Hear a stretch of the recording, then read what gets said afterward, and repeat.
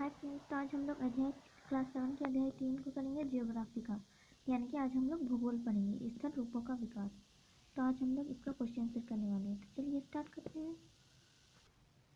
तो देखिए, अभ्यास में सबसे पहला हमारा टिप्स स्थानों की पूर्ति कीजिए। तो पहला नंबर क्या देखिए, ऐसे बल जो पृथ्वी के आंतरिक भाग में उत्पन्न होते हैं डैश बल कहलाता है। तो क्या? अंतर्जनित बल। इटली का एटना डैश ज्वालामुखी का उदाहरण है। तो क्या? सक्रिय। तीसरा नंबर, धरातल के नीचे का वह स्थान जहाँ भूकंप की शुरुआत होती है डैश कहलाता है। क्या कहलाता है? अधिकेंद्र। भूकंप की तीव्रता को मापने का यंत्र डैश है। क्या है? भूकंप लेखी। ये हमारा है 2 नंबर, सही कथन को लिखे। यहाँ हमें सही कथन को लिखना है। तो चलिए लिखते हैं।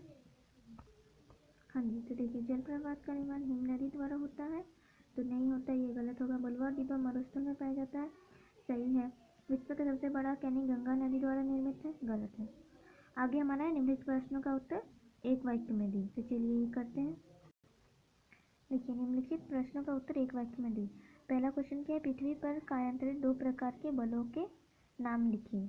तो पृथ्वी पर कार्यान्तरित 2 प्रकार के बल हैं, अंतर्जनित बल और बाह्यजनित बल। ठीक है। अब देखिए, यहाँ मशरूम चट्टानें कहाँ पाई जाती हैं? तो मशरूम चट्टानें रेगिस्तान चट्टानों पर पाई जाती है। आगे, गोखुर झील का निर्माण किस कारक के द्वारा होता है?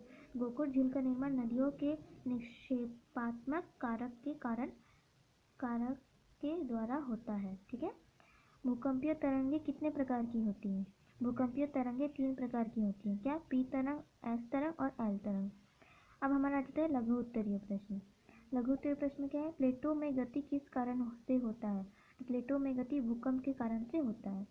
ज्वालामुखी कितने प्रकार के होते हैं? प्रत्येक का एक उदाहरण दीजिए। ज्वालामुखी 3 प्रकार के होते हैं। जागृत ज्वालामुखी, उदाहरण इटली का एटना।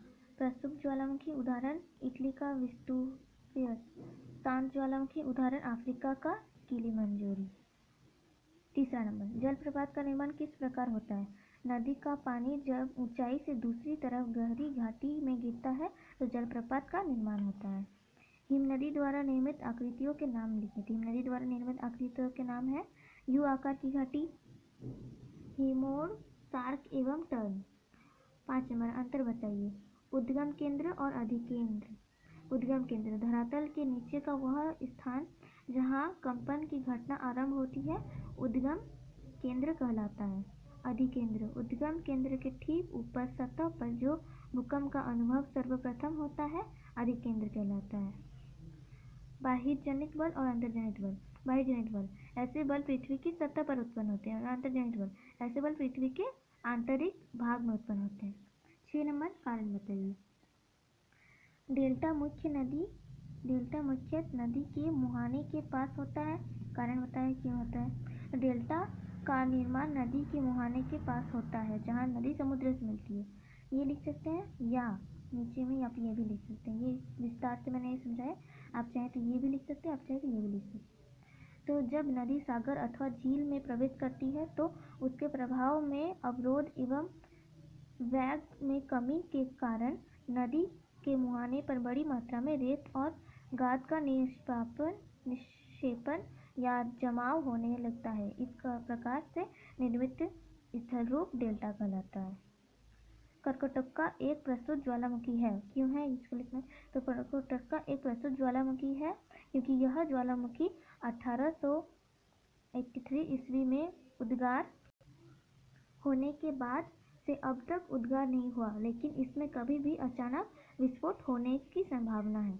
7 नंबर, दीर्घ उत्तरीय प्रश्न। नदी द्वारा निर्मित स्थलाकृतियों की विवेचना कीजिए। नदी द्वारा बनाई गई स्थलाकृतियाँ 2 प्रकार की होती है। पहला, अपरदनात्मक स्थलाकृतियाँ। ऐसी स्थलाकृतियाँ नदियों युगावस्था में बनती है। इस समय नदी पहाड़ी भाग से होकर गुजरती है, जिस कारण तीव्र गति से बहती है। और दूसरा क्या है? निक्षेपात्मक स्थलाकृतियाँ। नदियाँ प्रौढ़ा एवं वृद्धावस्था में अपने साथ लाए गए अवसाद को जमा करने का काम करती हैं। कौन सी नदियाँ? निक्षेपात्मक स्थलाकृतियाँ ये काम करती हैं। ठीक है। दूसरा नंबर, भूकंप क्या है? भूकंप के क्या कारण है? तो पृथ्वी की सतह कंपन को ही भूकंप कहते हैं। प्लेटों में गति, ज्वालामुखी उद्गार भूपटल भ्रंश, जलीय भार आदि भूकंप के कारण है। तो ये चैप्टर आज हमारा यहीं ख़त्म होता है। तो ये हमारा अध्याय 3 स्थल रूपों का विकास यहीं ख़त्म होता है। अगर आपको अच्छा लगे वीडियो तो लाइक शेयर और सब्सक्राइब जरूर करें। और हाँ, कोई भी प्रॉब्लम हो तो कमेंट जरूर करिए। इसके नेक्स्ट वीडियो हम लोग अध्याय 4 करेंगे। आज के लिए इतना ही। नमस्कार।